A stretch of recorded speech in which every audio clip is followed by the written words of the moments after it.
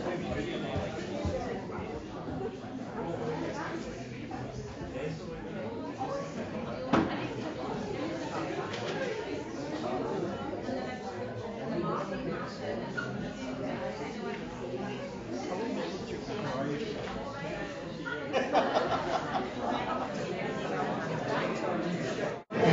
evening, everyone. If I could just welcome you to the University of the West of Scotland and to the Paisley campus. For those of you I haven't actually met, I think there's most people in the room I have met, but for those that I haven't, I'm Ross Deuchar. So I'm a professor here in the university. I'm also an assistant dean in the School of Education and director of the interdisciplinary research unit on crime, policing and social justice. And also, I suppose most importantly for this evening, the author of this new book, Gangs and Spirituality, Global Perspectives. And it's a great pleasure to see so many people here that are interested in the publication of this work, and to see so many different people from different parts of my life, family, friends and colleagues, and also people that have been involved in the research as research participants that you're going to hear a little bit from later on in the evening. This book really it's got my name on the cover, but a great many people have been involved in this project without whom this just quite simply wouldn't have happened.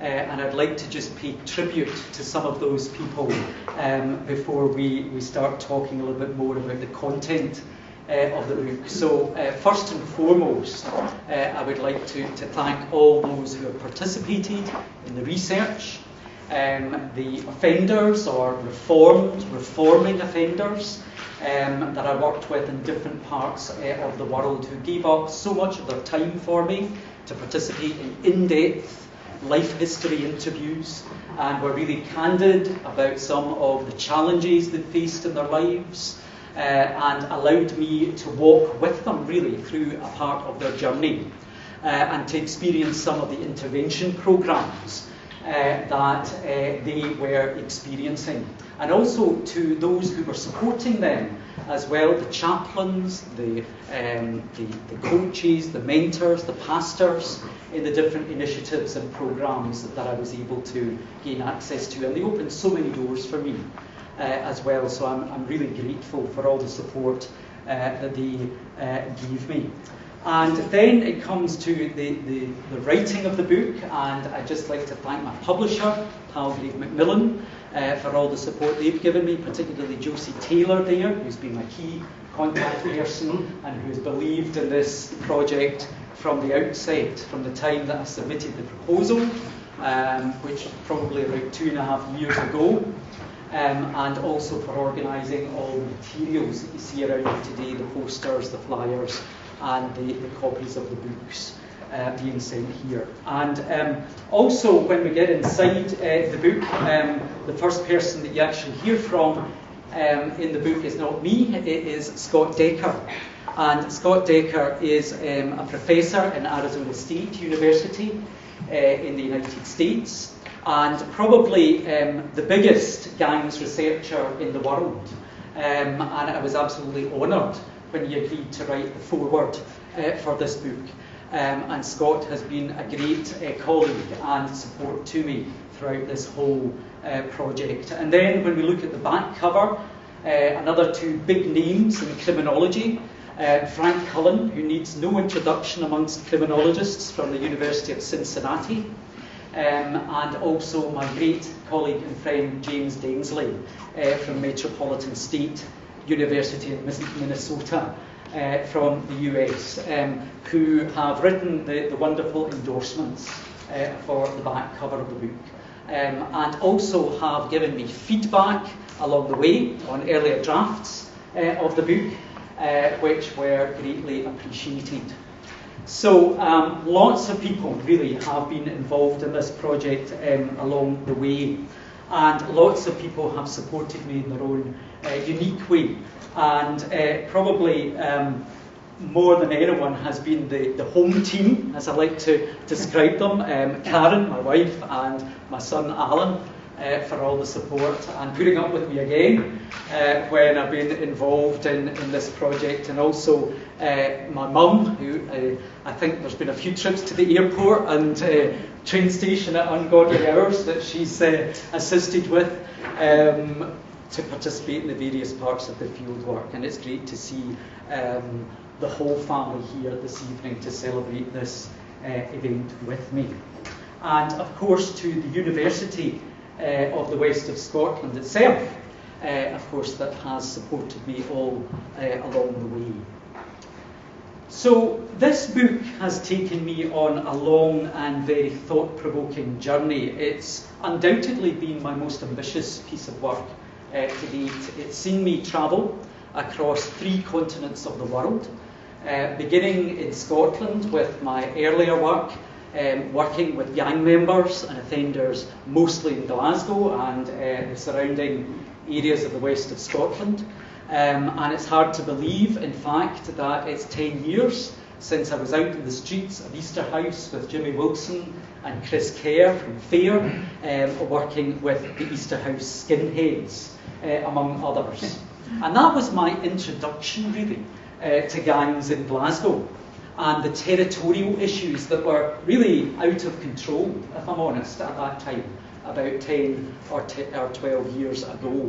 And the picture is quite different in Scotland now because of some of the innovative innovations and interventions that have been put in place. But from there, I travelled to another place that has been hugely influential in my professional life, Denmark, where I had the opportunity to work mostly with biker gang members and to learn about the different type of gang culture in Copenhagen and the surrounding areas there. You're going to hear a little bit from my colleagues from Denmark just shortly. From there, I travelled to Los Angeles in California, where I learned about a very different gang culture again.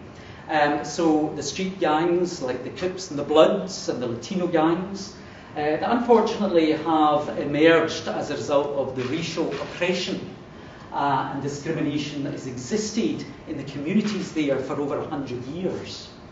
And the deeply territorial and racialised territories that exist in the city today are a result of some of that oppression. And finally, I arrived in Hong Kong, where I had the opportunity to work with former members of the Triad gangs there that were much older than some of the other offenders I'd worked with. Some of them were in their 50s or 60s and able to look back across a whole lifespan of being involved in organised criminality. Now, you'll be pleased to hear I didn't do all this field work within the space of a few months. This took probably about 5 years to complete. But probably, as you can imagine, I found that no 2 gangs were the same the world over. Very different depending on the geographical context, the cultural backgrounds, etc. And I found very different kinds of gangs and very different kinds of violence, weapons, criminality in each of the settings where I found myself. But interestingly, even although the gangs were different and the crime was different, the root causes were always the same. So it was about adverse childhood experiences that we're hearing a lot about nowadays. It was about abuse, it was about neglect, it was about trauma, it was about dysfunctional home lives, it was about poverty and social deprivation and disadvantage wherever I went. And really that was no different no matter where I travelled. These men, and they were all male participants in this particular research, had suffered all of these kinds of issues during their formative years. But it was also about masculinity. It was about missing role models, missing fathers, or where there was a father in the family home, it tended to be an abusive or a violent father. And so in fleeing the trauma that these guys had experienced as children and young people, and seeking out the kind of male attachment they'd never really had, ultimately they were drawn towards gangs of one kind or another. But unfortunately, they achieved a certain kind of status and identity, but unfortunately, a toxic form of masculinity was reinforced, and they came to associate manhood largely with aggression, with violence, and with criminality. And when I met them, they were of various ages. Some of them were still in their late teens or early 20s in Scotland, for instance. Others in Denmark were in their 20s and 30s, 40s. The same in Los Angeles. And as I said, in Hong Kong, they were even older still. Some of them in their early 60s by the time I met them. And by the time I engaged with them, they had entered what Deirdre Healy, in her own excellent work on desistance research, has described as a liminal phase.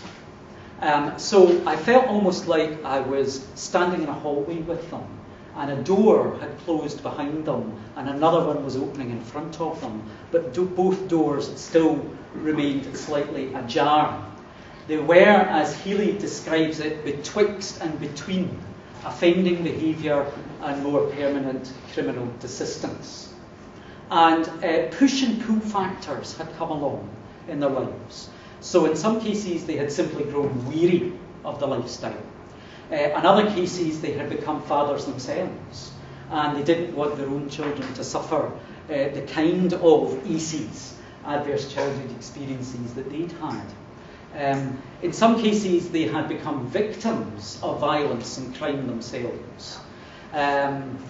Or perhaps they had begun to recognise, actually, they were worth something more than just simply being gang members, and began to reflect on what other kind of roles they could actually have in life. Whatever the cause, and sometimes it was a multitude of issues that had come along, they had begun to transition, and their narratives had become punctuated with what I like to think of as slightly spiritual principles and reflections. They were searching for a deeper meaning and purpose in life. They were searching for support beyond themselves. And the various kinds of interventions that had come along for them at that time took that a little further. So these interventions, some of which you can see on the screens behind me, all had one thing in common. They were characterised by spirituality in one form or another. And I define spirituality in really quite broad terms in the book. Sometimes it could be about religion, but most of the time it was about much broader transcendent experiences and reflections on themselves and others. So, to give you some examples, when I arrived in Los Angeles, now those of you that know me well will know that I do tend to have a few adventures along the way, and sometimes a few things going wrong. And when I arrived in Los Angeles for the first time, I ended up staying in what occurred to me was a bit like Los Angeles' version of the Bates Motel. So this very friendly couple on the plane were kind enough when I was talking to them about what I was in the city for, and they offered to give me a lift to my hotel and drop me off. And they went a few different shades of white when they saw where I was staying. And I thought, right, this isn't looking good. And so it was the kind of place, I think they rented rooms by the hour, possibly. I was expecting Janet Leigh to appear any minute, or maybe the mother coming down from the house, any moment. But once I get out of there and relocated to another place and found myself in Homeboy Industries, all of that changed. Homeboy Industries is probably one of the most emulated and highly respected gang intervention programs in the world. Established 30 years ago by Father Greg Boyle, the Jesuit priest, known as Father G, or G-Dog, to the homeboys there. So for Father G, Homeboy Industries is all about spirituality. Everything is soaked in a holistic form of spirituality. And what does that look like? Well, quite simply, it's all about love. It's all about building a community around these guys. It's all about unconditional love. It's about nurturing a therapeutic community and kinship for these guys that have never really known any kind of social support in their lives before. And so that is nurtured through various forms. So for instance, group therapy, personal mentoring, positive affirmation, mindfulness programs, among a whole range of other support programs. And all the while, interestingly, these guys are working. They're employed in the various industries from day one. So not only do they have access to economic capital, but also to social capital, as well as the spiritual capital that I also saw in evidence. And that kind of spirituality and that love and kinship is most commonly enacted at the podium. As Edward Flores, in his previous work, God's Gangs, has talked about Homeboy Industries and the importance of the podium. So each day they have a thought for the day session where everybody gathers, and one of the homeboys or homegirls, because there are female gang members there as well, talk about their transitional story. And in sharing those stories, they are creating what Shad Maruna in his own work has described as redemption scripts. So they're literally rewriting a damaged and a shameful past into a necessary prelude for a more productive and worthy future. Let me give you an example of the impact that this is having on some of these guys. Just to read you a quotation here. So this is Benjamin talking in the book. And he says, all the groups we go to, it gives me the chance, like I used to be a real personal person. I didn't want to talk to no one or express myself. I didn't want anyone to know nothing about my life. Now all these groups are helping, like open up, talk about my story. We're similar, we all have similar stories here. So I'm glad I'm here and I'm able to bond with other people that have been through and feel the same stuff I have. The way I see it is we all help each other, whether we know it or not. So in engaging in these personal storytelling sessions, they're literally becoming wounded healers. Maruna has also described in his own work. So sharing a damaged past as a means of protecting the lives of others. And in the process, gradually gang masculinity is becoming disembedded and dismantled. And they're beginning to embrace wider forms of manhood.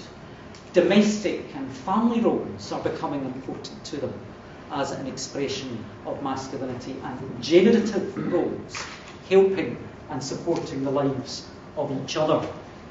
Now, compare that to what I saw in Scotland and Denmark in the prisons where I worked there. So working with young offenders in Scotland and also the slightly older offenders in the prisons in Denmark, I found that many of these inmates had referred themselves to prison chaplaincy services at one point or another. And this was usually during times of trauma, bereavement, for instance, and just a feeling that they needed some kind of social support. When they started visiting the chaplains, they talked about how for the first time they actually felt like a human being again. They felt normal. And in fact, some of them commented that they felt as if they weren't even in the jail anymore. So in Scotland, Fergus says, they talk to us like normal human beings. Do you know what I mean? They talk to you like a pal, like a family member. And Martin says, everywhere else in the jail, you're in a jail, and it feels like a jail. But in here, it feels as if you're not. You're kind of outside in a way, like a bit more relaxed. So these guys, against the backdrop of a macho prison code, felt for the first time that they could open up and express emotionality. Now, in the book I argue that acts of faith and religion are not always essential for these transitional experiences, but in some cases they did become important to these guys. So, for instance, some began to discover or perhaps rekindle an interest in religion, either of the Christian faith or the Islamic faith. And by studying the passages in the Bible or the Quran, they began to unpack those passages and apply them to their own lives. And they began to see the whole idea of masculinity slightly differently. And they began to create a language and a framework for possible future change that was more conducive to more permanent criminal desistance once they were released. In Hong Kong, I also found that religion played an important part. So these guys that were much older, sometimes in their 50s and 60s, had become enrolled in an initiative I describe in the book as the Hong Kong Christian Society. Now here there was a holistic blend of Pentecostal worship combined with quite fundamentalist approaches to biblical study. And for these guys this became very important. It opened up an opportunity for a new sense of fellowship to emerge, to replace the brotherhood that they had associated very much with the triad gang culture. So Simon says, in the gang, we were very suspicious about everything. We don't trust anything. Here, I feel as if I'm being taken care of. I think, wow, what happened? Maybe they want something from me. I think it's for some reason. I was suspicious about people's intentions. But after a period of time, I find that they have no reason. There's no intention. They just really want to help you. Penn says, in here, the relationship between the brothers is one of the most important things. When you're in need, they will offer their help without asking for anything back. And Cedric says, I felt some kind of unconditional acceptance from others. I strongly felt that when I came. And Chan says, I feel an unconditional love. Without reason, I was being loved. This centre has reminded me of my mother's love. So, a lot of references to love. Because quite simply, these guys, rather than being regarded as bad, they were being treated as wounded. And slowly they were beginning to heal by having that source of community around them they'd never really experienced before. In Hong Kong, they acquired a form of religious capital that particularly enabled them to deal with the remaining substance dependency and addiction issues that many of them had. That often had continued to drive forward their offending behaviour. So, in many cases, what was happening was these interventions were strengthening the natural processes that were pushing and pulling these guys out of the gang lifestyle. One of the most inspirational programmes, though, that I came across, and the one that's had a lot of attention in the media in the last couple of weeks, were the twin programmes of Prison Smart and Breed Smart in Denmark. Now, when I went there, maybe I had this kind of idea about, the kind of quite passive, Scandinavians. And when I met some of these guys that had gone through this programme, we were talking about murderers. We were talking about guys that had been in for double murders. Some of them were in for armed robbery, for drug dealing, for violent assault. Some of them were formerly the most dangerous and the most violent men in Danish society. And what did I find them doing? Practicing yoga and meditation and dynamic breathing exercises. Things that perhaps are often viewed wrongly through these mythical assumptions as being quite soft, maybe quite feminised in nature. And these guys were introduced to Sudarshan Kriya Yoga, which is very much promoted internationally through the Art of Living Foundation, and it's terrific to see so many people here from the Art of Living Foundation this evening. And this is an organisation that was established in the early 1980s by the Indian spiritual leader Sri Sri Ravi Shankar. Jacob Lund is the coordinator of the Art of Living Prison programme and the Breathe Smart programme in Denmark, and introduced me to the programme and opened up access to many of these guys that had started engaging in these practices and these exercises while they were in prison, and then in some cases continued way beyond that when they were released back into the community. So they found that they were able to apply physical capital in non-criminal contexts, because they quickly realised yoga was pretty tough and challenging to do. And through the meditation and the breathing, they were becoming more aware of innate forms of compassion and of love, and also of empathy towards other people's feelings and positions. And slowly, again, over time, they were gradually beginning to view masculinity quite differently. They were becoming men of peace rather than men of crime through the spiritual capital they were acquiring. Now, I had the opportunity when I was in Denmark to be introduced to Sudarshan Kriya and participated in the introductory programme, and I've continued to practice it since then, but certainly I would say I'm still very much a novice. But I'm delighted that we have two experts with us this evening. So Jacob himself has flown from Denmark to be here this evening, and also for tomorrow evening's event in the Scottish Parliament. And Jacob's going to talk a little bit more now about Breathe Smart, and hopefully get some active participation. I know you weren't told that before you came. To introduce you to some taster examples of these practices.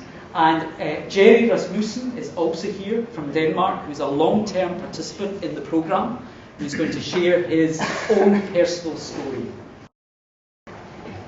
Thank you. Yeah, for me it starts 25 years ago, and if someone had told me that I would be doing yoga, I would not believe it before that, for sure. I was very skeptical.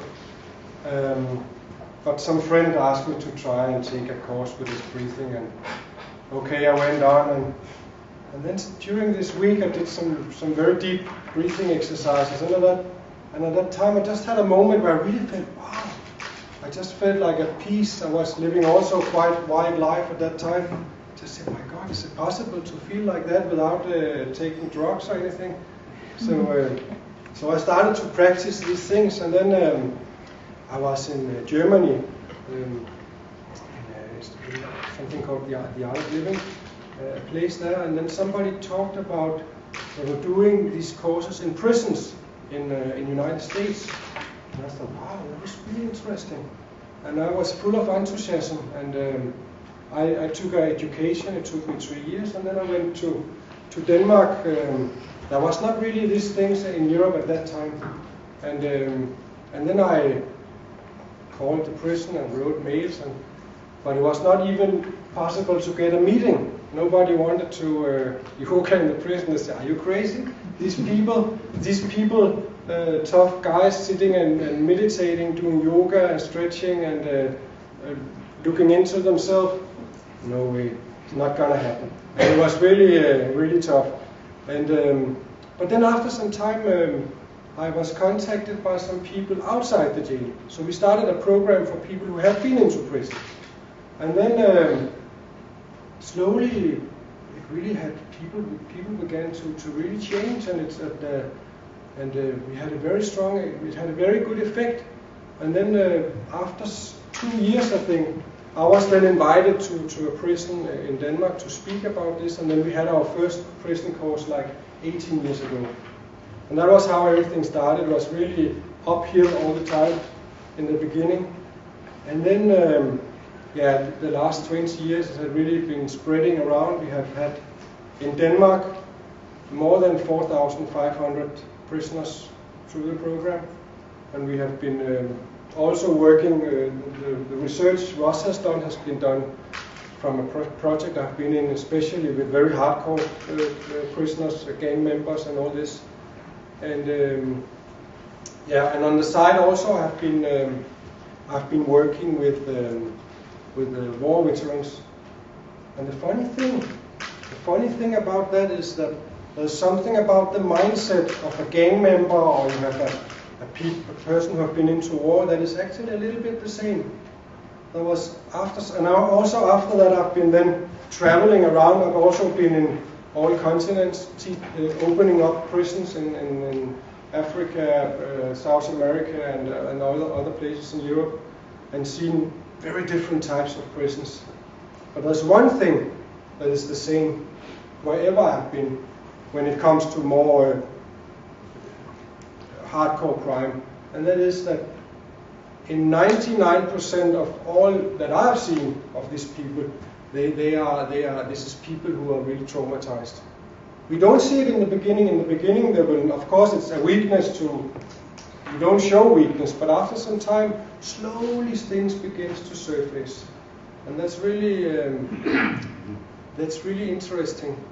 So these techniques really has a severe effect on these trauma that these people actually are going around and having. And the thing is, when you end up in a criminal environment, defenses against this early trauma are, for example, it's too painful to feel. If you are in a traumatized family, there's violence, there's abuse, there's all kind. It's too painful to feel. So you simply have to close off for empathy. You have a lot of inbuilt aggression to protect yourself. You don't learn to feel, but you learn to manipulate. For example, you become good in manipulating. You become very good in functioning in high intensity. You become very alert all the time on what is going on. All these defenses against these traumas are exactly what you need in a criminal environment. So actually, it's a big problem that the defenses makes you a very good criminal. And then we have a big problem, and I would say when you are traumatized, you have to take away some part of yourself because it's too painful. That means that you actually become isolated towards yourself. You become a part of yourself you are isolated from. And when you are isolated from yourself, you also become isolated to other people. And only if you feel isolated to other people, you are capable of bringing pain into another person. So that's really what I see more and more. As we know, all research say that I will speak more about it later, but these techniques open up for empathy. It opens up for resilience, to be able to deal with these repressed traumas that is not able to deal with usually. So, and then we could say, okay, it's not an excuse. I'm not talking about, okay, it's a pity for them, they should not be punished. I definitely fully think people should have punishment, but it will be good also to have some on the side, something that actually could change people, and that will also, in the long run, save money and also save lives even. And I have a story that I found very interesting, and that is there was some young guys, and I actually knew these two young guys, and they just in the beginning of their criminal career, and they were selling some cannabis in a city, and in that city there was some gangs. They were in charge of selling things. Now you don't do that unless you're really stupid. But then one day these gang people come into their apartment and they torture these two guys for 2 hours. Really terrible things, both of these people. And then what happens after? One of the guys, he gets so much anxiety. This guy, he can't move from his apartment. He's just sitting inside. Even go out to buy some groceries, he can't. So this guy actually, the commune, they get him into treatment, get some treatment and hospitalized and all this. And the other guy, his reaction, he became very aggressive because this should never happen again. So very quickly after this incident, he punched one guy, innocent guy, who just looked at him, and he saw it as it was a threat, and he come into prison. So actually the same event happened, but it was two different way of reacting upon this trauma. And of course he moved into prison, but he didn't get any treatment, of course. And then the violence goes on, and then he ended up in some gang. I'm saying probably there are other reasons too, but it's not the first time I see something like this. So yeah. So these traumas, that brings people into being in constantly alertness. You start, when you have this nerve system who are traumatized, you start to, the world look completely different. The world is not like a safe place. We had in the United States, we had this Marines who did our program, and they did a test on these people who had been in war and were traumatized, and they should look at, on the screen came neutral faces on the screen, and then they had another group who saw the same faces on the screen. And those who were in this high intensity, they call it the battle mind nerve system, which is always aware, always under threat, they can never relax, they're never in rest and digest. They saw these very neutral faces as threats or rejection. And the normal people, they saw these faces, oh, that's just a natural face.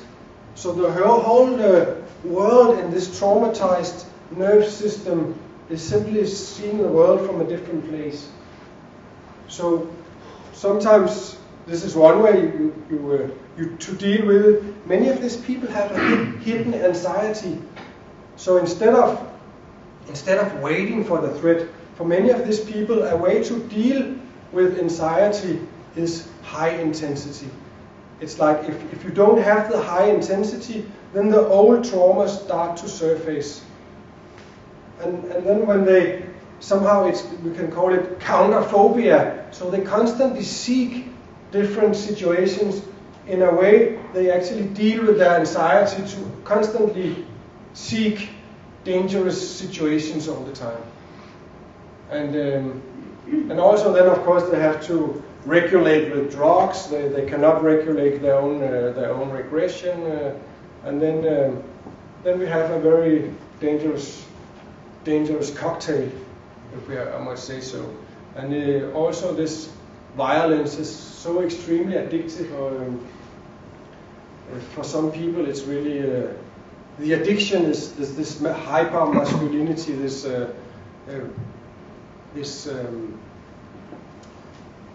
aggressive behavior. This is simply there's some kind. Even the chemicals in the body. They were doing also with the war veterans the same. They were asked them to in the US they have these cameras on their helmets. Don't know if you have seen, but so they film this real war scenes, and then they asked some veterans to watch these real war scenes in the cinema, and then they took blood tests, and when they checked the blood after seeing this real violence from these people, then they found so much. There was so much in the blood as they have almost got a shoot of heroin. So it's very strong addictive power. So we are really dealing with very powerful stuff. And many of these people, if you speak with them, they can be very nice. I mean, if you sit 2 and 2, you speak, they know it's not the problem that they don't know what's right and wrong. It's not the problem that they don't have understanding for many of them.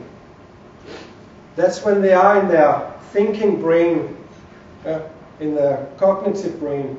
But the moment they are stressed, the moment there's a provocation, the moment they feel the abstinences from the drugs, then it's not no more this brain activities. Then the lower parts of the brain captures those thinking areas, and then these old traumas are activated. So this event, this provocation, is not only the provocation that is seen right now, but it's actually like pulling in a chain of old experiences that was never that was never released from the system, so all the aggression goes towards that person, for example. Or all the aggression, like through the aggression and through the defenses, they can achieve everything they ever dreamed of. Huh? They achieve money through the aggression, they achieve respect. That's what they need. They never were respected, they get the respect, they get all these kind of things. Huh? People, attention, people are afraid, all these things. So,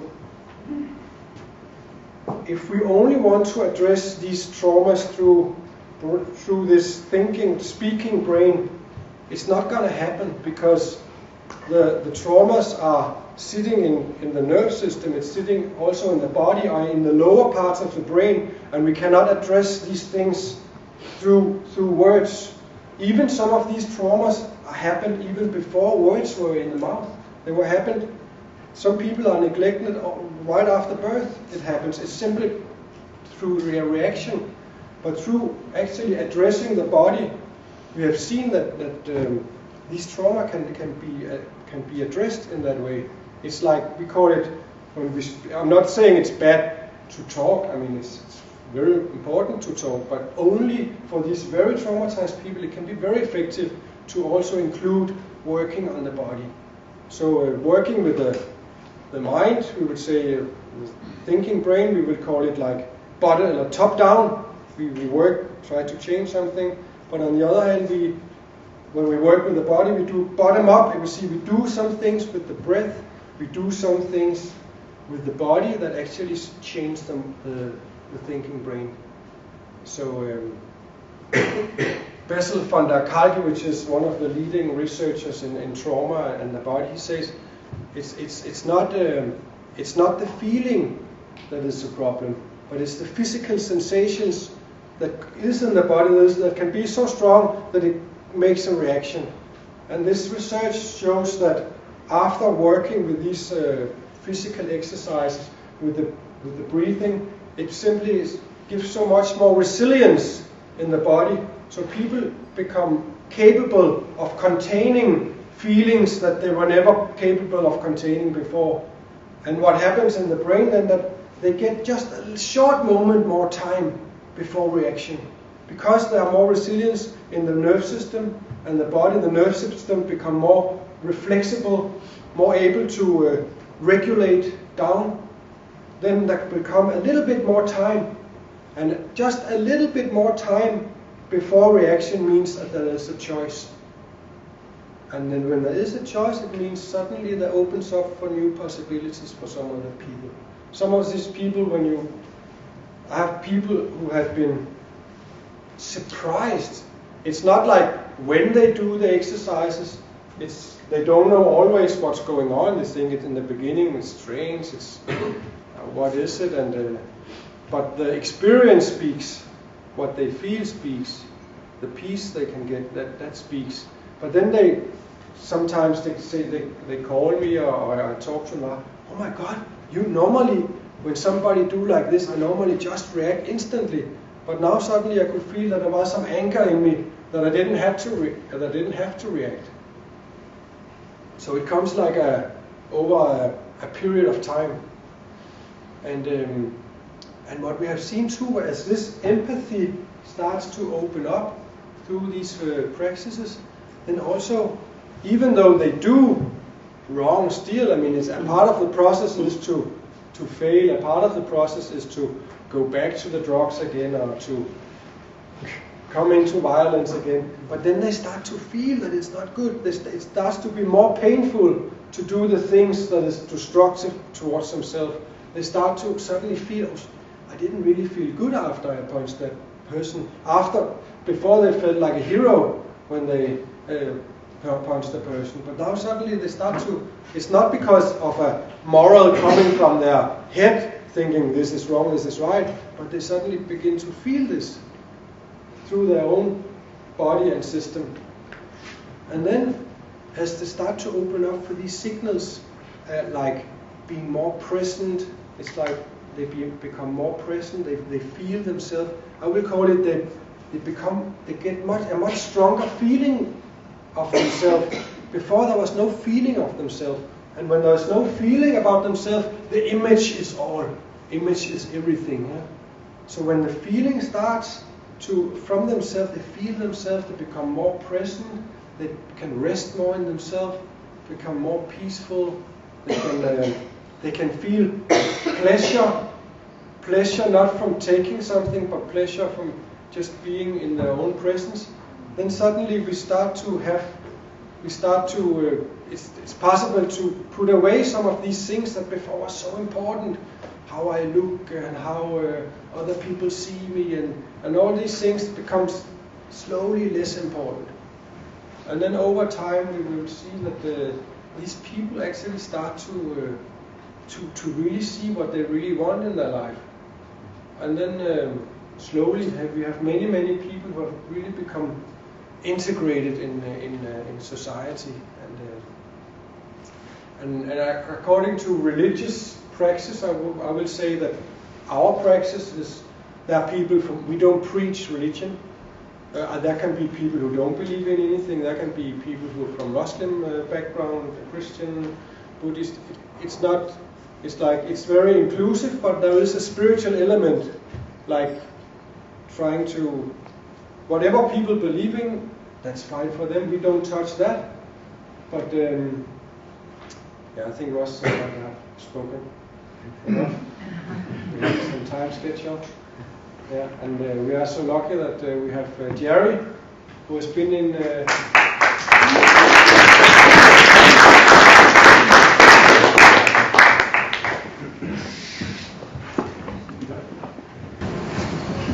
I'm Jerry, and I went through the program with Deuchar from I was 19 to 35. I was involved in organized crime, and I tried to. In the beginning, I mean, I thought I was quite content with my way of life, and as the years went by, I started realizing that maybe I should, try to do something else with my life. But that was easier said than done. I didn't really have the tools. So for me, what really was a breaking point, or made the difference, was when I was put in jail. That's when I came into contact with the Art of Living prison program. And that is actually where the work really started. When I was released from jail, I suffered from severe depression, and I guess you can say that way of living, it started to show, physically and mentally. But when I was introduced to the Sebastian Kriya, slowly I started realizing, my way of looking at the world started changing slowly, but gradually, And in the beginning, actually, it has always been some kind of a mystery why I ended in a world of crime. But when I started doing this technique, the breathing technique, I actually became aware of different traumas, and I could start addressing it, or became aware of it. I could actually start dealing with it, which made a big difference, of course. And it took a while, but today I work as a social worker in Denmark with other young kids, and hopefully, I will become a prison smart teacher. I'll be working for the Art of Living. So that's a little bit about my story.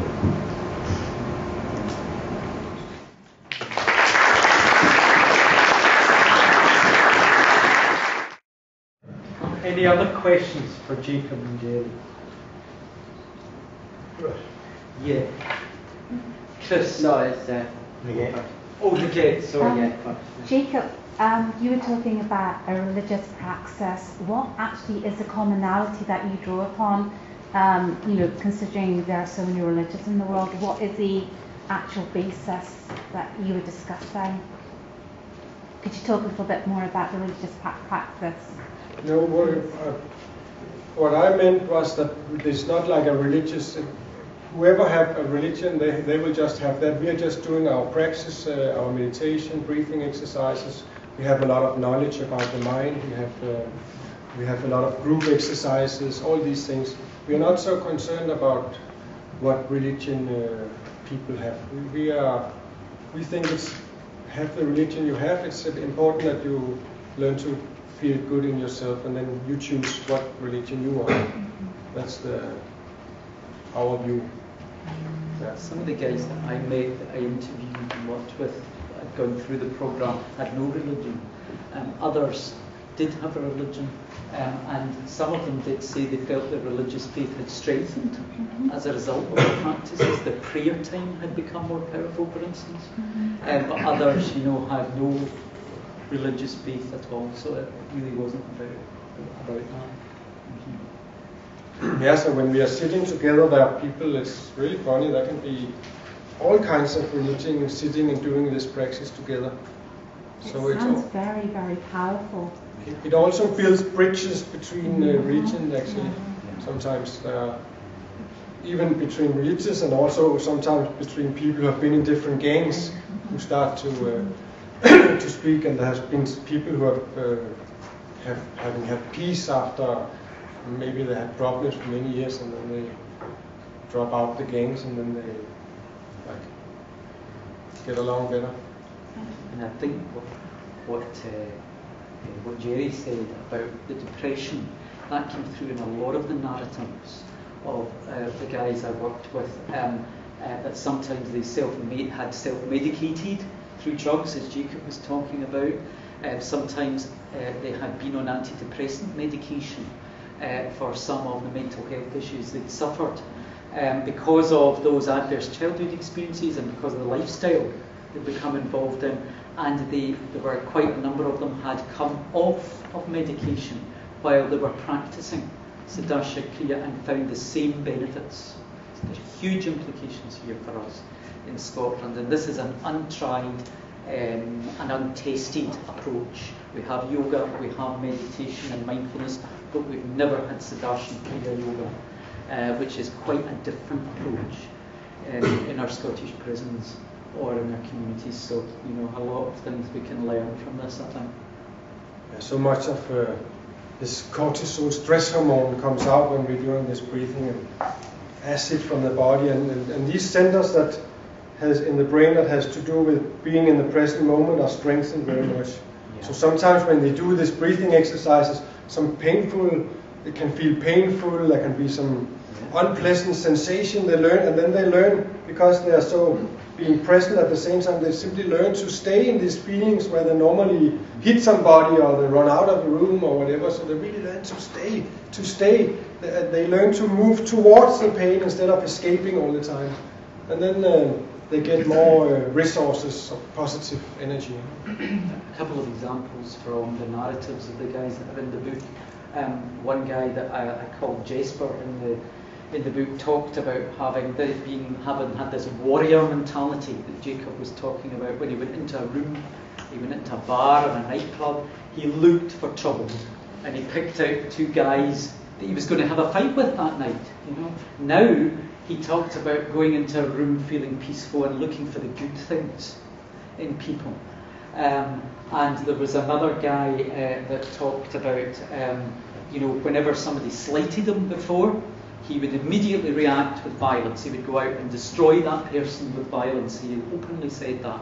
And now he said that what happens is, recently when I've been interviewing, a recent incident had happened where somebody had disrespected him, had written something about him on social media, and he dealt with it by sending the person a message and trying to understand their feelings and recognising there was something wrong with that guy that he had reacted the way he did. So there's there's a lot of really interesting examples of the impact that it's having. And Keegan, did you? Yeah, I was just wondering if it's had a positive effect on the offenders. Would you say that has? Positive effect on reoffenders. Yeah.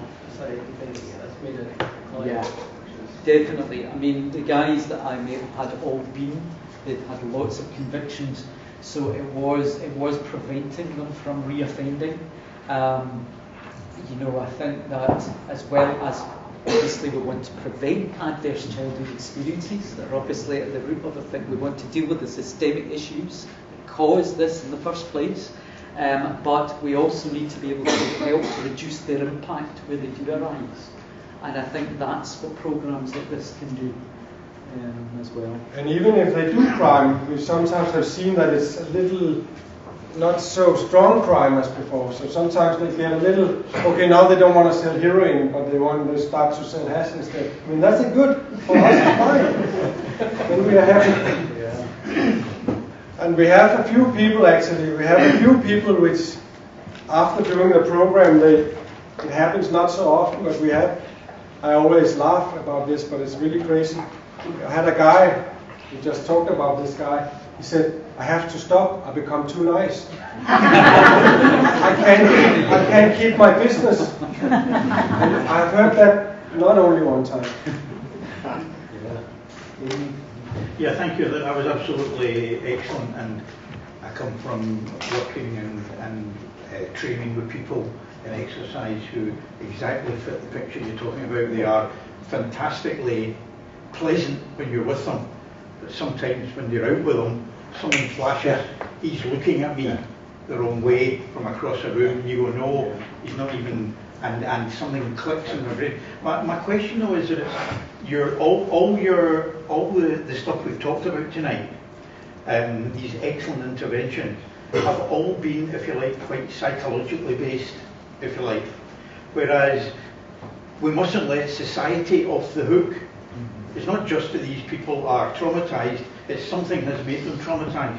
Sure. And that therefore is a collective responsibility, and therefore as well as dealing with the psychological impact of their trauma, we have to somehow also be active in dealing with the situations that have made them dangerous, violent individuals, whether that be a mixture of poverty, abuse, and so on. So there's a sociological, I think, approach needed alongside the psychological approach, or else we just get a continual and increasing number of traumatized young people who need psychological interventions. Somewhere we have to, where we need to do the kind of stuff you're doing. The combination we need to think, how do we stop people becoming deeply troubled and traumatized? And that needs that's a societal question, if you like, rather than an individual psychological. I would say it like this: one of them cannot stand alone. Exactly. Both has to be implemented. Yeah. But what you say when you meet these people, when they are really traumatized, they have no choice. When the nerve system comes into a certain reaction, there comes a point where there's no choice anymore. The only way they can release when they are activated so much, there's only one way for them to release. It's violence. They cannot relax before it's released. It's very terrible. Actually, beautifully put in a film, the Robert Carlyle character in a film, Scottish film called Trainspotting. Yeah. Very much like that. Very much something flips in his brain, and he's violent, very violent. I mean, I suppose, long-term investment in these programs means that future generations, these guys are all fathers, family men themselves. The next generation of family lives will hopefully be impacted with this. But you're quite right, we also need to be addressing the poverty and the social disadvantage, and that's that separate agenda, I think. Who else was there? Yeah, I wanted to ask, you said that all your participants are males. Yeah. I wanted to ask whether that is a conscious decision or that's the only kind of group that you had access to. And also if there is any research on female members of gangs and, has anybody studied this? We just got money in Denmark to have a research only on girls. Yeah. Yeah. I'm glad you asked that, Fernando, because I have a new article published just this week in an academic journal on female gangs' experiences comparing Los Angeles and Scotland and looking at the kind of interventions and the impact they have. So I did have a separate sample in some of the places I had, looking at the female issues, but because this project was about masculinity and how it can evolve and lend itself to the systems, I focused on the male participants for this project. I think Chris was first. I've got just a contribution to make and see what you think of it. I think the world is full of bullies, right, in all walks of life. You know, bullies, people that, you know, bully other people, okay? It's a part of society. So when you go into this program and someone changes, does that not make them vulnerable to bullying? Because some people, you could argue, don't know anything except violence to change them. You can reason with them, you can talk to them, but they accept it, but they keep doing it.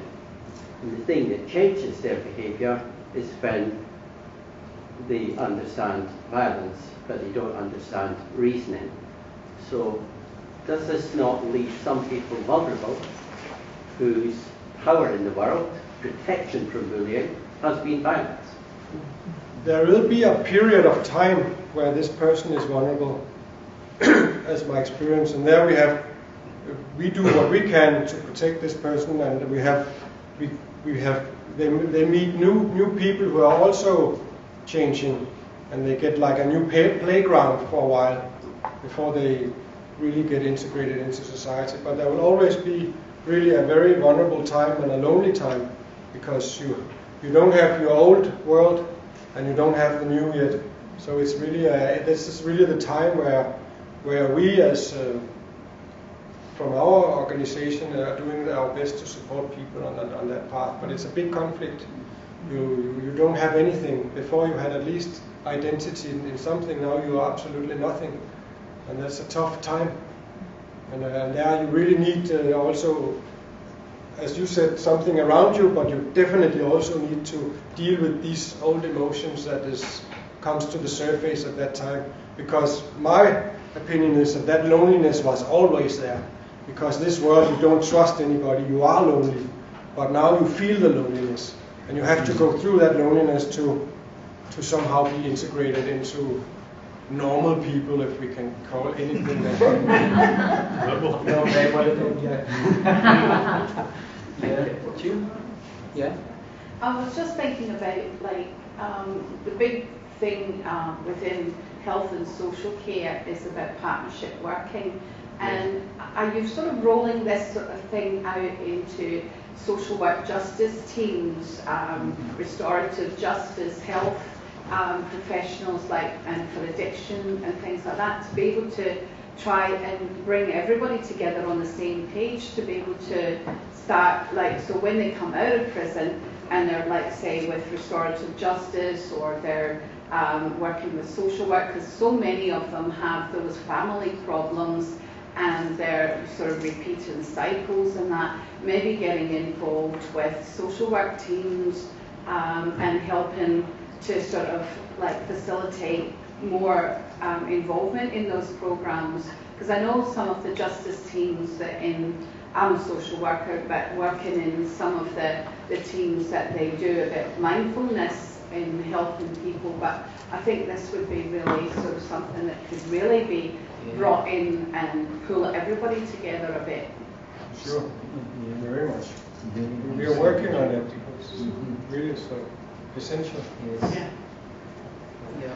We're hoping tomorrow evening in the Scottish Parliament will be convincing lots of MSPs and members of the Justice Committee about the need for this in Scotland. Yeah. Can I ask Yes. sorry, about the process? Because you've described breath work and meditation, yoga. How do you mash it together then? Is it formulaic, or is it whatever right on the night or actually the teachings that you're giving? Well, I didn't really understand. So, like the approach you would use with, when you meet a group or an individual for the first time, how would you approach it? Would it be the same approach each time, or would it be dependent on the person and their needs, with the practice, the breathing, and then? It can be a little different. I mean, now we are so lucky in Denmark that so many people, so they don't come because of me or our people, they come because they hear it from some other people who were prisoners and whatever, so they're more, it's more easy now, but in the beginning there was a lot of work to somehow convince, I would not, it's a bad word, but what is convincing is when they do the practice, it comes from a feeling inside that they feel. It's not so much what the teacher says, but they have this feeling after, and that speaks louder than all the intelligent explanations. So if we can get people there where they actually start to do it and they go through the practices, then usually it speaks for itself. They feel, oh, I came in this state of mind, and then suddenly my state of mind changed. Yeah. I did something with my breath, and now I feel more relaxed and more happy, and now this person is not so irritating anymore. Suddenly, I don't know why. As one guy said, suddenly there's not so many idiots in the world anymore. Very strange. Yes. I work for a prison which has been in the news a lot recently, generally because of the impact of new psychoactive substances, etc., across the line. Yeah. It's quite horrible to see in practice. We get to talk to the residents of that particular prison for up to 12 hours a day, and they do have access to a yoga type class, but most of them just go out there to learn nothing from it. Has there been any quantitative analysis as to the efficiency of this particular program in Denmark or in LA prior to now? I understand you're presenting to the MSP tomorrow, and that's fine. Would you be looking to roll it out across prisons across Scotland as well if it's approved through the MSP? But mostly, what actual quantitative results can you express as to the effectiveness of this program in the other countries that you previously mentioned? Yes. Well, we were talking about that. This is very subject to I think my qualitative research and another academic called Nana Almark in Denmark are the only two people that I'm aware of that have actually done research into sedation fear. Maybe you do. There's a lot, I mean, for prisoners, there's some research, but if you take the technical use, there's tons of research. What happens to the brain, what happens to the blood, what happens to the medical. That we can, I can, if you want it, I'm sure Bhavani down there will show you. There's tons of research. There are clinical trials that have been done in India that look at it as well and have found it to be a safe and potential antidepressant medication. And there's this new qualitative research, but we were talking about the new prisons that are opening in England, pilot prisons. 10 existing pilot prisons. Yeah. Who are going to be trialling new innovations to address all the problems in UK prisons, in English prisons, which are primarily about high suicide rates and violence and drug problems. And of course they're looking at very traditional approaches, which is what we've been doing for years.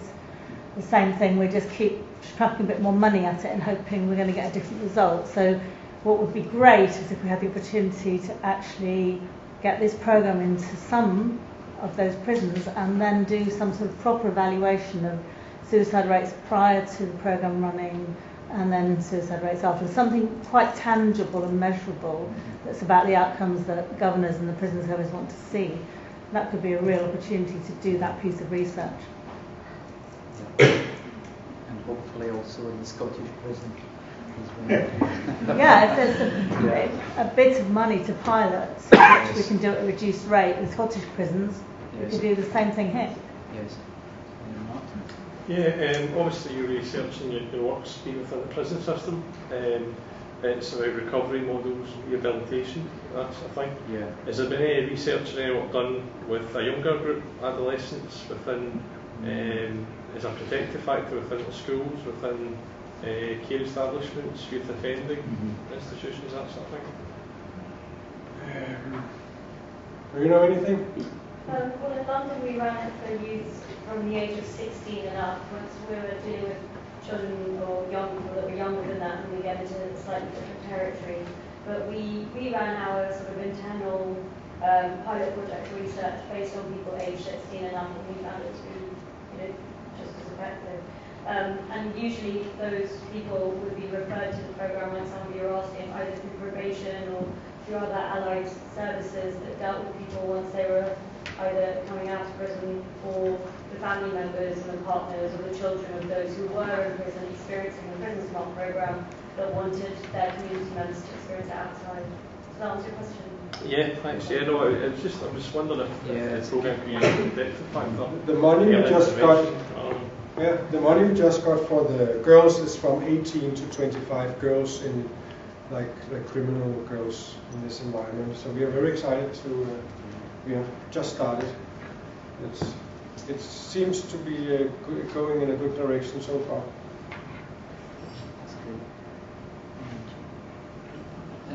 Just a little comment that the Art of Living program is available to all members of the public, and there is a version of it, Prison Smart and Read Smart, that is available for people who are offenders. Yeah. So there is a program that is available too. Yes. And usually the groups meet on a Sunday in Glasgow University. That's right. Yeah. It's available in most cities in the world. Most cities, yeah. Yeah. Jeremy? Could I ask, have you got the political will and the media behind you in Denmark? How long did that take, if you have arrived at that position? And what would be your messages for Scotland in terms of how we bring people around thinking more imaginatively about working with violent predators? I would say we have now the press, but we, I mean, we can always, the politician always change, It's but it's going. It took many years. It took, I would say, it took 8 years of quite hard work. But I mean, the thing is just to start in some prison and have some good results, and then also, I think it's a good thing we're going tomorrow also in this area, because I started from down, and then we now are up in the top, and it's a long path. And I think we could save some time if some people have could get the chance to show these things at the right places.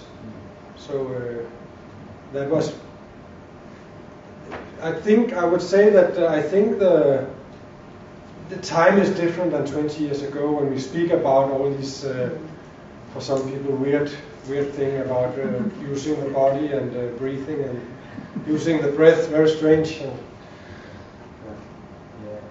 I think there's a bit of convincing still to be had in Scotland, because I feel that too. There are these reactions sometimes that it's a bit kind of, I think some people still see it as a bit hippie-ish, and a bit out there, and that maybe it's something that just won't work in Scotland because all our tough guys. Look at the tough guys that we're talking about in Denmark, and I think the importance of role models can't be underestimated. These guys here are the ones that are teaching others. They're hearing about it from them, and they're the ones that keep them going and wanting to come back for more. Lena? It might be a question for either of you. I'm wondering about that interplay between desistance, spirituality, and identity, which is very much rooted in gender, and whether in that process of undergoing transformation, one's identity becomes perhaps less rooted in gender and more maybe about some other aspects of one's being, or is masculinity still very much at the root of one's understanding, and it's just that it's a different, reoriented, and you say, kind of masculinity. If that makes sense, I'm really interested. My impression was that gender didn't become as important to them. Once they went through the program, they could, they associated a much wider set of roles and identities with, if you ask them what being a man means. But it wasn't so. They weren't so rooted in this warrior mentality and the need to be masculine and aggressive. What would you say? I would say some of this macho is actually kind of lack of being in contact with the real masculinity somehow. And when they get through I've seen some people who get through the pain of the loss of that father role model, or that when they try to go through that pain, and then suddenly the change become more integrated, then it becomes like something that has to always be like the macho is more like a defense also. Right? It's like a shield. And when they when they see the good thing is in also being in touch with the more vulnerable sides, and that from there you actually can get so much, so many nice things. Then the other thing become less important. That's what I see. But still, of course, they want to be men, of course, also. It's not that they become like women, but they just use the masculinity and the aggression in a more constructive way. One guy said to me in Denmark, he was still in prison when I met him, he said that he'd only really heard about meditation and Sex and the City movies before, and he'd kind of associated it with that feminized perspective, but they change their attitude completely once they start practicing it. They're shocked sometimes. Shocked because it's really challenging. I mean, when they start to breathe and feel their inner demons, instead of always being having problem with others, they start to feel their own really, and then they get some respect usually. So, wow. You've been sitting for a long time listening. Would you be up for a few minutes of breathing? Just as we head towards the end of the evening, maybe Jacob could lead us through a few minutes. Everybody is okay by doing just a few minutes? We're not going to ask you to do a technique of all girls.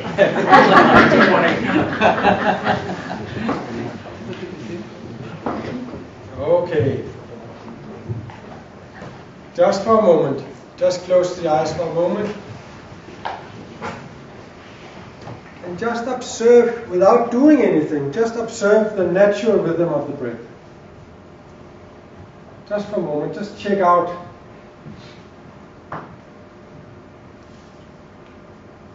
Just feel, from where do we breathe? Is it coming from the stomach? Is it the chest? Is it long? Shallow? Short? And just take a deep breath in and slowly breathe out. And just for a moment open the eyes. How many times do you think we breathe in 24 hours? How many times usually? 25,000. That's a lot. And the breath is so much. Stephen Porges is a professor also in the nerve system. He says the way you breathe is the way you look at life. When the breath is a little anxiety, or the breath is a little stressed, it's the way you see the things. But also the way you see yourself actually, how you breathe, how deeply can you connect in. So we will just do a few things that open a little bit for the breath, and then we'll just sit for a while. So we will start taking the arms up here, and then we will start to shake the arms like this, and closing the eyes, and then we will do a little sound, very strange, like this. Shaking the arms.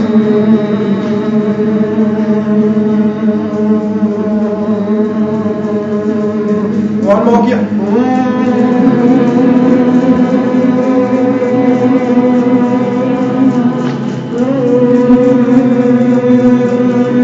And last time. And then we start Take a deep breath in. Slowly breathe out. And very slowly we take the hands down. Very, very slowly. Slow movement.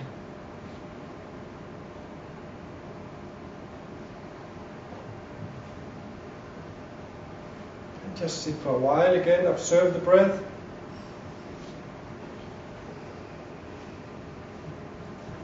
And take a deep breath in again. Breathe in. And slowly breathe out. Then we take our hand on the stomach and on the chest. And start with, in the beginning we just breathe with the stomach. Slowly long breath only with using the stomach.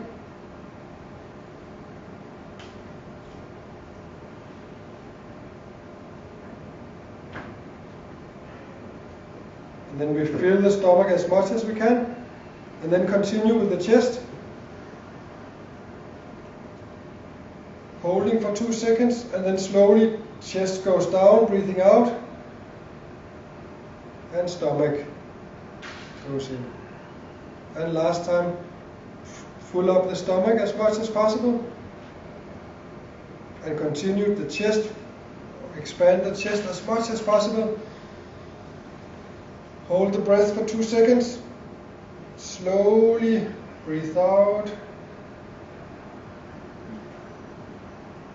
And empty the breath totally and relax for a moment.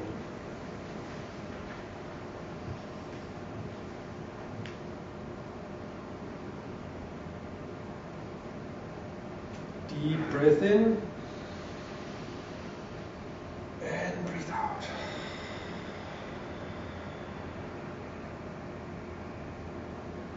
And before we relax, then we fill our lungs and hold the breath. Breathe in. Hold the breath and put a little tension and hold the whole body. All the muscles are tense. And then very slowly breathe out. Very, very slowly.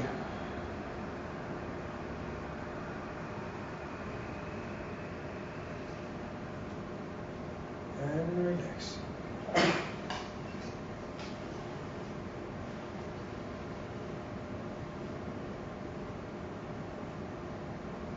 Observe the breath again.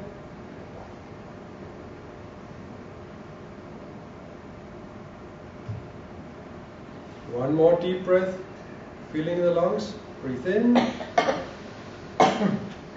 And slowly breathe out. Slowly out breath relaxes the nerve system.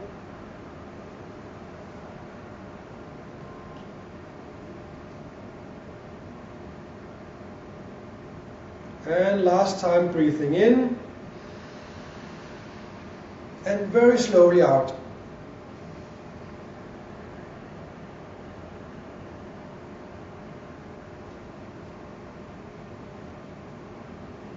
And with the eyes closed, just be aware of the sounds in the room.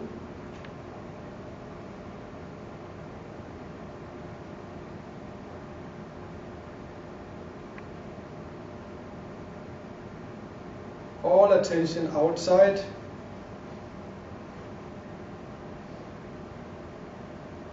Just detecting all the noise around. Sounds.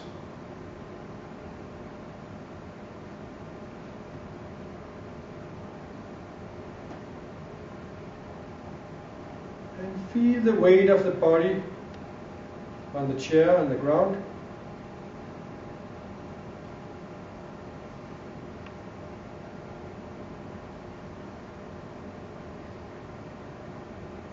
Feel exactly where the feet touch the ground.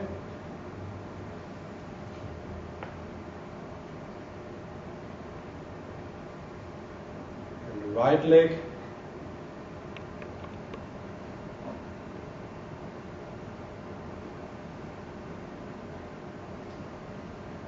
Left leg.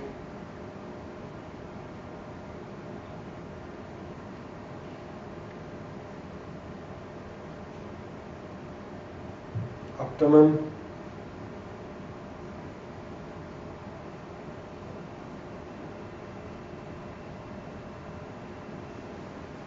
Attention to the stomach.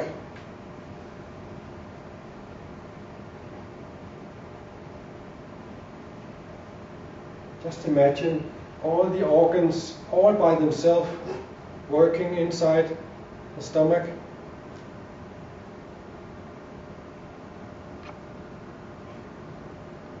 We don't do anything, but the organs still working. Attention to the chest.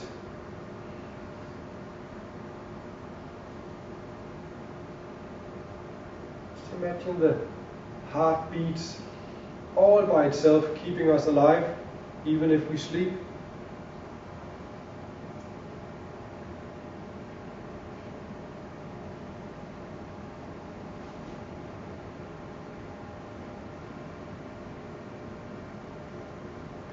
Right shoulder and right arm.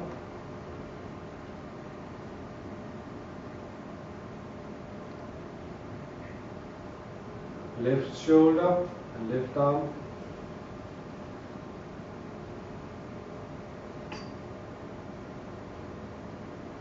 Throat and neck.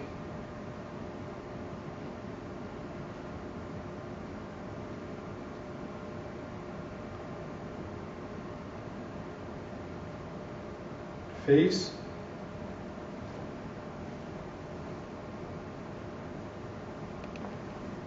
Top of the head.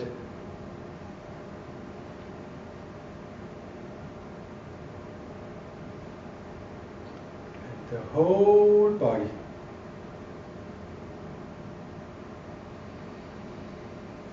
Take a deep breath in. And as we breathe out, just allow the full weight on the body, from the body on the chair on the ground. Breathe in and breathe out. Observing the breath moving in and out of the nostrils.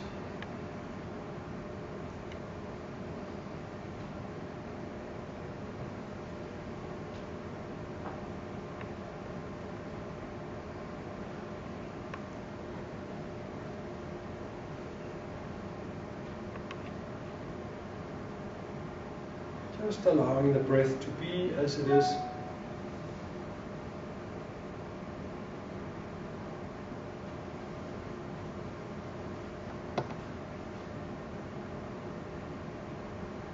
And attention to the thoughts.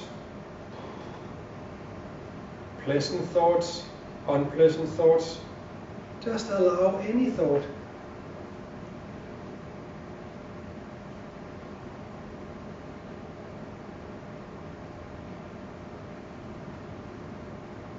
Pleasant thoughts, unpleasant thoughts, neutral thoughts. Just let them be.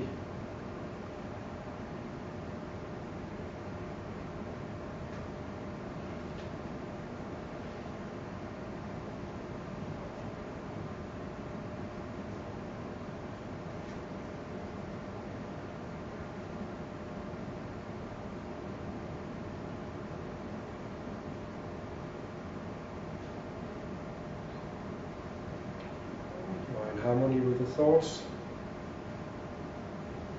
attention to the feelings,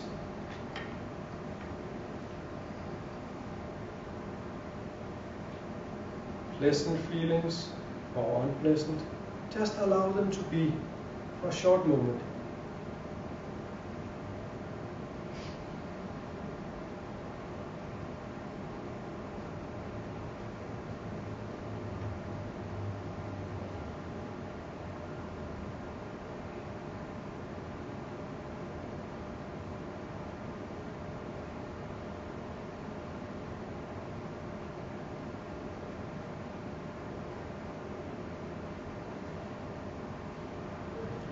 You are in harmony with the feelings.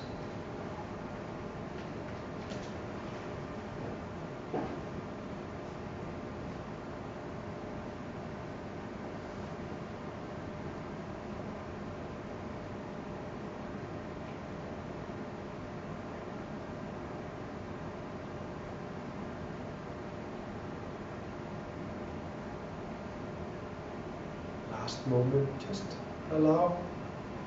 whatever happens.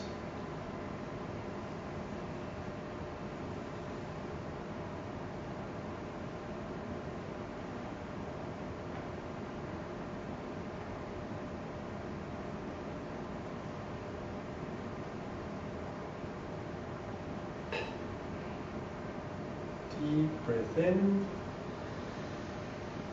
and breathe out.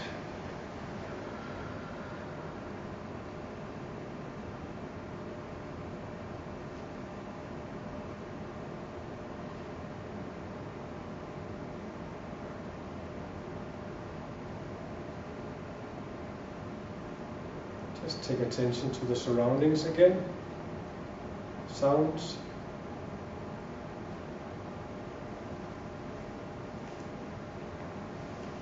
And very slowly, you can just open the eyes.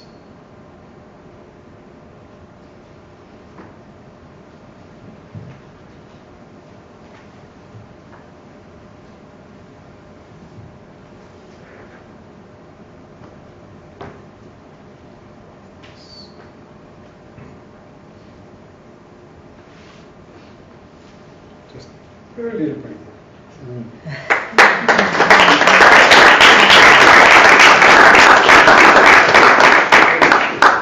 Thanks so much, Jacob, and to Jerry, both of you, for providing that really great insight into the work you're doing. So it's really lots, I think, for us to learn from here and implications for us. I'm going to just leave you with a final quotation here from one of my research participants in Denmark, whose name was Hans.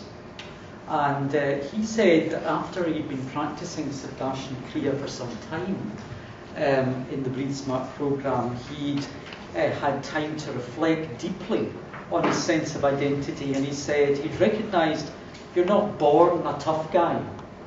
You're not born with status as a criminal or a moneymaker. He said, I was born like a creature who was open and full of love and creativity. And when you really start to feel your meditation, then you get bits of that way starting to come back again. And I think, a lot of what Jacob has been talking about, this transition from warrior to peacemaker, is summarised in the story that, Jerry has told and is told over and over again in the narratives in the book. In Scotland, spirituality and these kinds of interventions rarely feature in criminal justice policy. And I think what I'm hoping that I've been able to demonstrate through this work is that they really do have a valuable and important place, and they can enable these kinds of guys that we're talking about to reject these caustic, toxic conceptualizations of masculinity in such a way that lend themselves to criminal desistance. And it's my hope that we can convince our policymakers and our politicians here and the prison service to embrace this, so as some of our tough guys can become creatures of love and creativity. So thanks very much for coming this evening.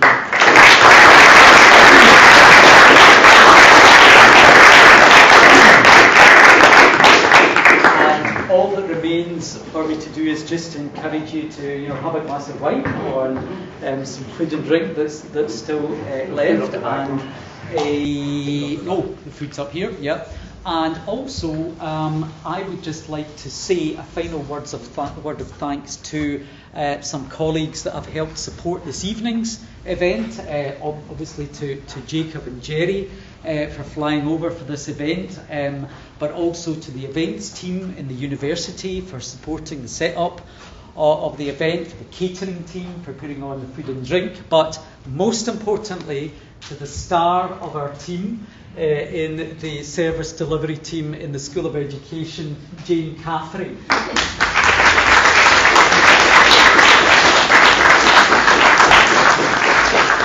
Without Jane, this event just wouldn't be happening. And I know you've had a lot to cope with two events back to back, so I'm really appreciative. Thank you, Jane.